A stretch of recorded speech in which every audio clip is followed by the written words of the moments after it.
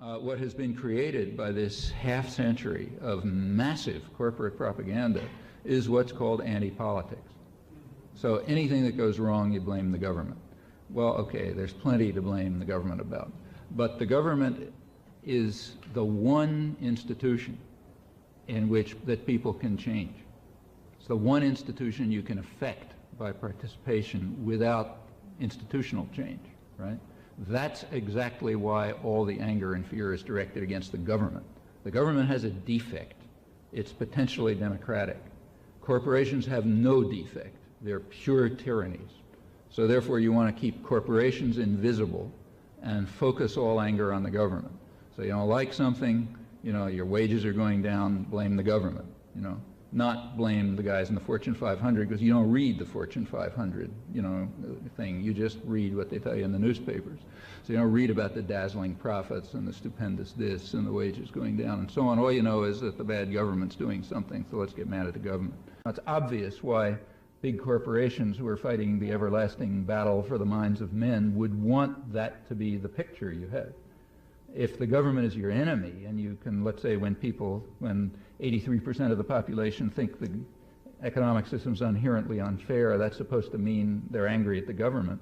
If you can take that view, then those who run the private institutions are quite well off.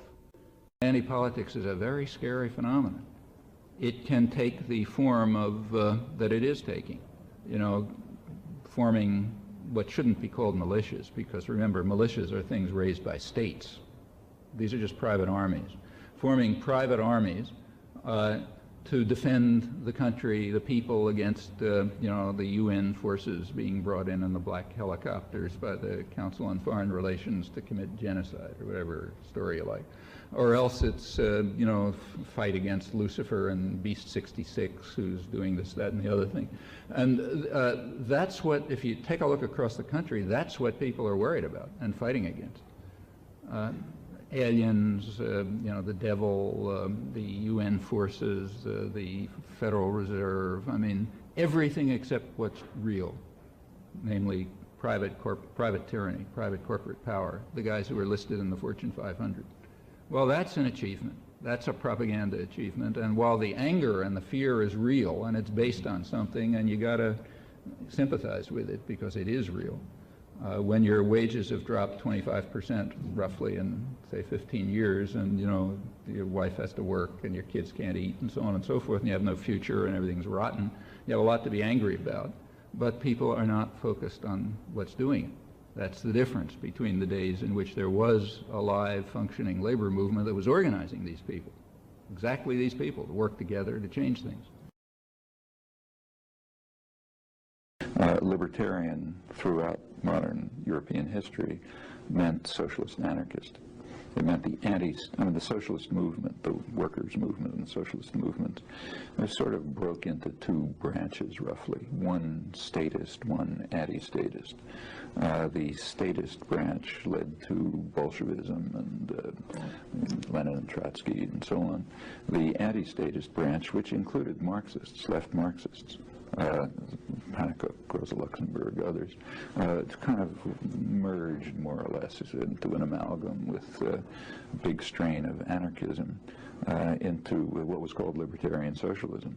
So libertarian in Europe always meant socialist. Here it means ultra, you know, Ayn Rand or Cato Institute or something like that. But that's a special U.S. usage. The U.S. sense is quite different. Here every word has taken on the opposite of its meaning elsewhere. So here libertarian means extreme advocate of total tyranny. That's what libertarian means here. It means power ought to be given into the hands of private, unaccountable tyrannies. Even worse than state tyrannies, because there the public has some kind of role. The corporate system, especially as it's evolved in the 20th century, is pure tyranny, completely unaccountable. You're inside one of these institutions, you take orders from above, you hand it down below. You're outside the institutions under what the libertarians want. There's nothing you can say. The tyrannies do what they feel like. They're global in scale. I mean, this is the extreme opposite of what's been called libertarian everywhere in the world since the Enlightenment. And that's what's called libertarian here. If you have private ownership of the means of production, it means that, first of all, the people, it's not just one person, it's a institution, so you get like, maybe it's a corporation or private business or something. First of all, internally, it's essentially a totalitarian institution, almost necessarily.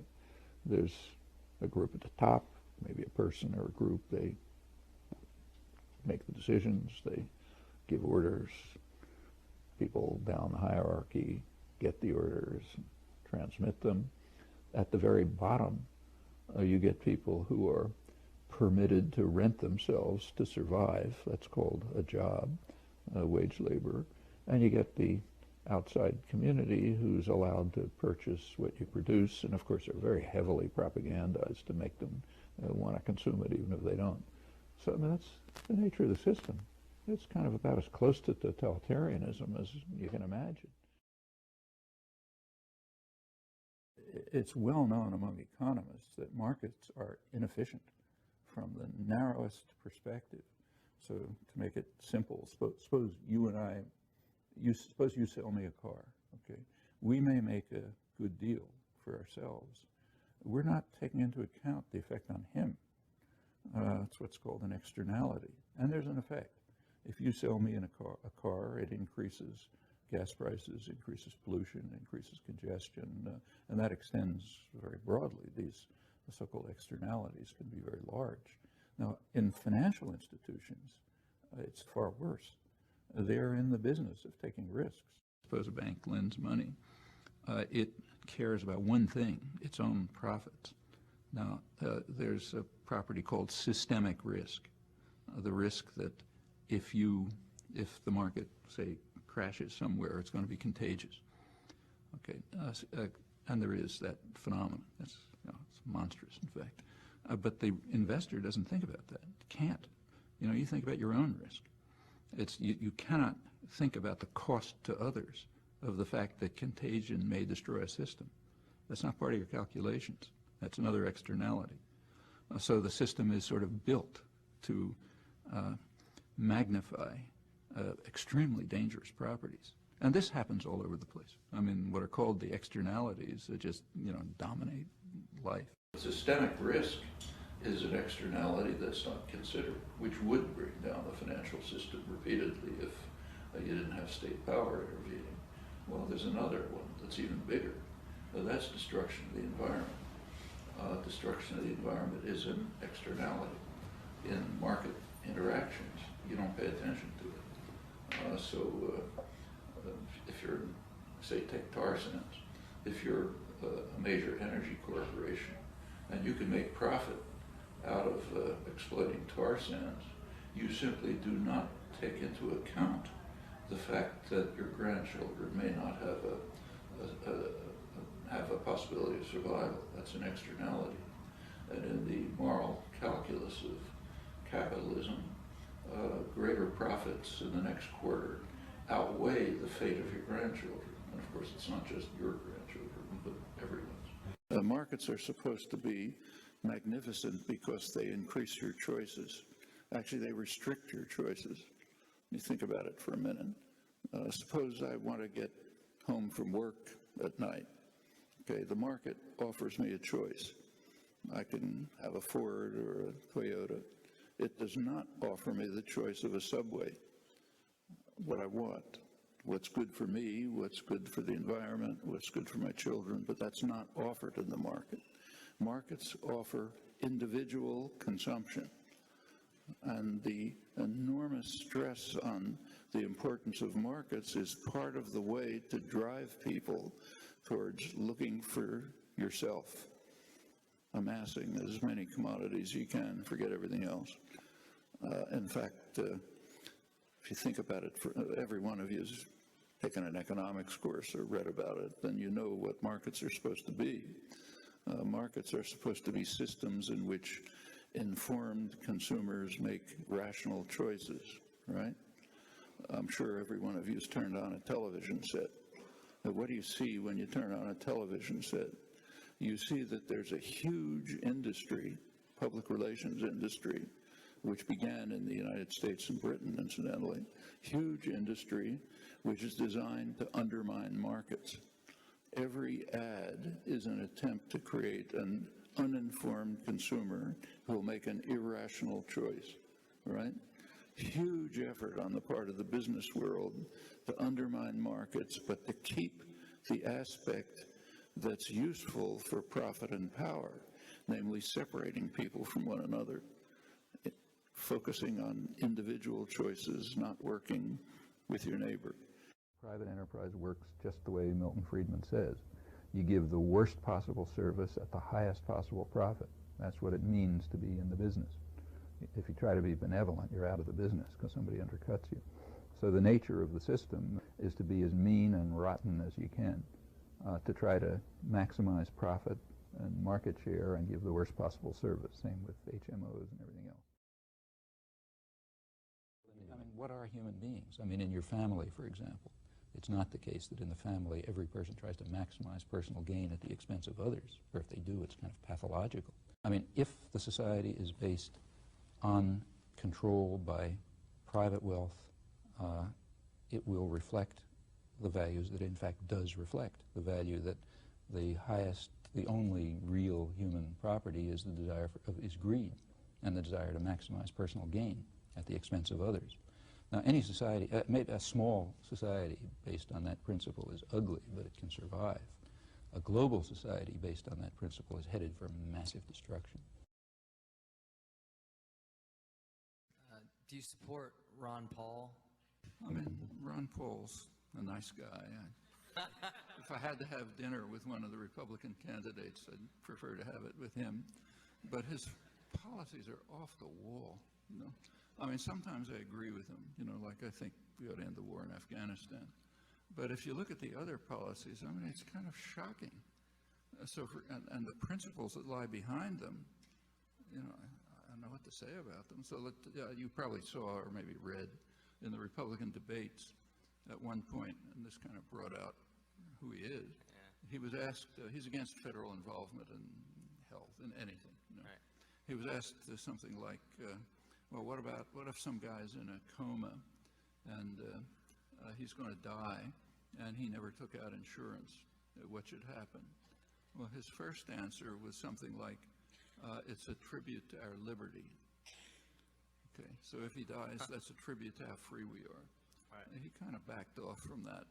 Actually, it was a huge applause when he said that. But after later reactions from elsewhere, he backed off and said, well, the church will take care of him, or charities will take care of him, or something or other, so it's not a problem. Right.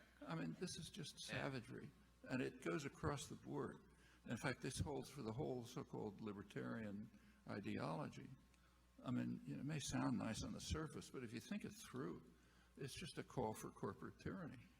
Yeah. Takes away any barrier to corporate tyranny. It's a step towards the worst.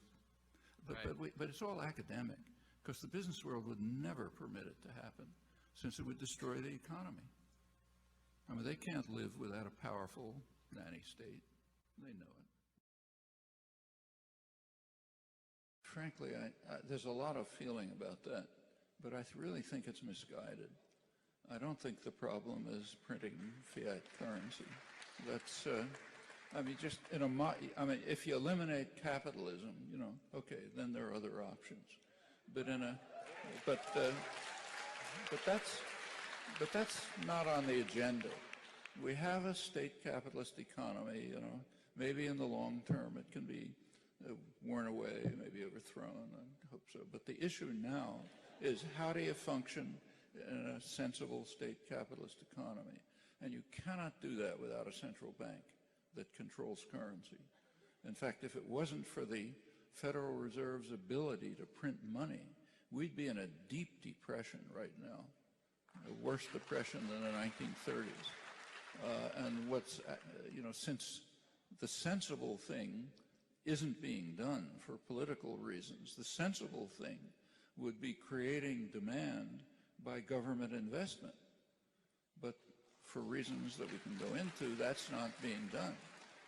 In our state capitalist economy, the only alternative is the one that Bernanke has used. And if it wasn't for their option, we would be in a deep depression.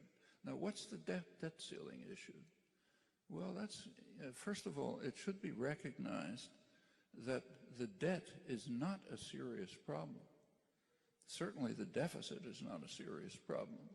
There are long-term problems about the debt, but they are so remote they don't bear on policy. As far as the deficit is concerned, remember, that's not the same as the debt. As Clinton left office, it's not that long ago, we had a surplus, no deficit. It's not a deep structural problem. The current deficit is the result of Bush's tax cut, the crazy wars, the virtually criminal behavior of the corporate system that led to the housing crisis, finally financial crisis. All of that has increased the deficit, but not out of sight. The deficit is, first of all, it's declining, and it would be overcome by actual growth. The government economic offices, Bureau of the Budget and so on, they calculate that there's about $1 trillion of unused capacity. The real problem of the economy is not the debt and the deficit. It's the fact that the economy is so kind of grotesque that you have tens of millions of people wanting to work and not able to. You have huge financial resources. The corporations that don't know what to do with their money, huge profits, huge bank profits. There's an enormous amount that has to be done. Just walk around any city, you can think of a million things that have to be done, and all kinds, just enumerate them at will. So a huge number of idle hands, enormous resources, tremendous amount of work that has to be done, and the economy is so dysfunctional it can't put them together. That's the problem. And it's destroying a generation of young people. It's severely harming the economy. Under current circumstances, the way out is pretty well known. It's to stimulate the economy through government demand, since corporations aren't doing it, and to devalue the dollar so that we import less and export more.